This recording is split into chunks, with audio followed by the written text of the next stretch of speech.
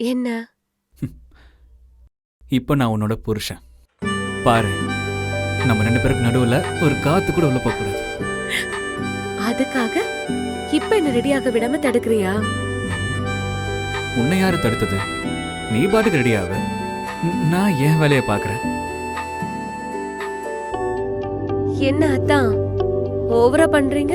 அப்பா, அப்படி கூப்பிடாத சுந்தரி. நெஞ்சில் அப்படியே குத்துற மாதிரியே இருக்கு. அது சரி, ஆபீஸ்க்கு லேட் ஆயிட்டு இருக்க. போகணுமா? பின்ன இப்ப போனதானே நைட்டு வீட்டுக்கு சீக்கிரம் வர முடியும். நைட்டு சீக்கிரம் வந்தா தானே ஹாப்பியா 2 பேரும் பேச முடியும். இப்ப நீ என்ன விட்டனா நான் போய் லஞ்ச பேக் பண்ணுவேன்.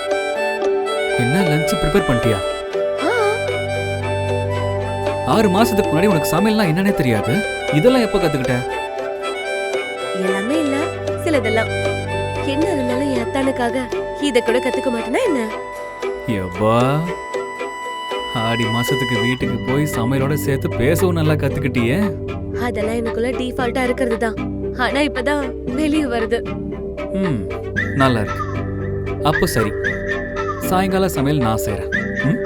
தேவையில்ல, இனிமே நீ எதுவும் செய்ய தேவையில்ல. நான் தான் செய்வேன். நான் சமைச்சு வைப்பேன், நீ சாப்பிடணும், அது போதும்.